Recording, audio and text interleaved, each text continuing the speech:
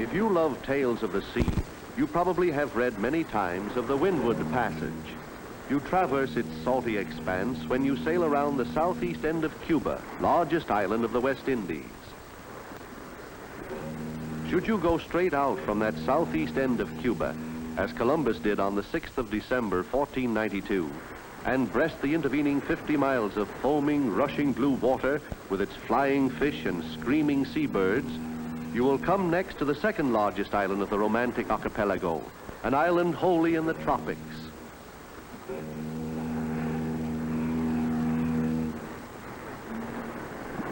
It is a cluster of steep mountain tops arising from broad bases on the ocean floor to make a heavily broken patch of terra firma about the size of our own rugged state of Maine. From the water level, though, the mountains are not very high. Even the tallest is under 9,000 feet. When Columbus saw this particular island, he called it Hispaniola, the Spanish. But the million or so Arawak Indians who were there before him already had a name for it. They called it Haiti, land of mountains. The name still varies, for today it comprises no less than 2 of the republics of the Western Hemisphere. The Dominican Republic occupies perhaps 2/3 of the area. What appears here is Port-au-Prince, capital city of the other, the Republic of Haiti, on the western third of the island. An excellent harbor encourages shipping, and Port-au-Prince has the additional advantage of being on an important air route between North and South America. In Columbus's day, the Indians thought that he came out of the sky in ships that really were great birds. The Spaniards were amused. But today, strangers from afar actually do descend on Haiti from the sky. Port-au-Prince is Haiti's capital in all respects, not only in transportation or in trade. The imposing twin-towered Notre Dame Cathedral there is the spiritual center for most of the citizens. The impressive National Palace, where the president lives, represents political authority.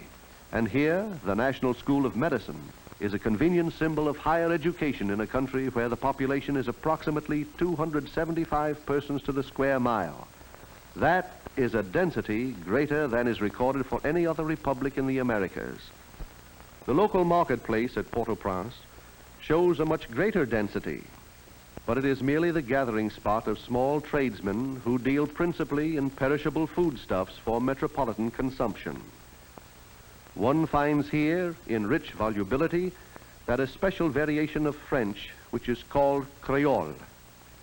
The people speak French, but over 90% of the population is of African origin. Haiti is one of the few independent Negro nations in the world. No point in lingering over the marketplace now, though. It's lunchtime, and practically everybody is stopping for a snack and a snooze. It is not especially hot. A breeze almost always blows in from the sea to keep the temperature at an average of 75 degrees to 85 degrees, summer and winter. While the teeming marketplace slows down into its noonday quiet, we are given an opportunity to look into some of the other parts of the towns. Dwellings are not pretentious. Structures of more than one story are uncommon, but each is its owner's castle. It is the house of a free man. In that concept, let us overlook the rude construction, the lack of facilities that we have come to regard as our everyday conveniences. For these people have something infinitely more precious than material wealth. In a world that is battling the last stand of despotism, these citizens of Haiti, like us, are blessed with liberty. Haiti's memories of her upward struggle show most clearly in her popular celebrations. The signs are varied and interesting. They show clearly, with but one exception. Where could an Anglo-Saxon maypole have come from? Your guess is as good as any. But these men with high ceremonial headdresses, how reminiscent they are of processional figures in days of the Spanish conquest. Here are children waiting to join the celebration, purporting to be those Indian aborigines who greeted Columbus. Unhappy people they were. Conquered, enslaved, and worked to their last ounce of energy, those Indians died completely off in 25 years. They died mainly because they had known freedom and could not live without it. Whole centuries were to pass before Haiti would really know freedom again. In 1517, Negro slaves were brought from Africa to repopulate the island. The French took over in 1697, constantly adding more slaves to increase the yield of their large plantations, and by such slave labor, making Haiti extremely rich in trade.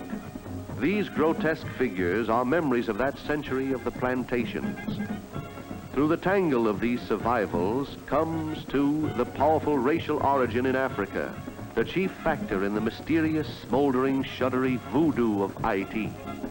Thus, the Haitians obey the eternal human impulse to remember and to drive home to themselves over and over again the outstanding lessons in their turbulent history.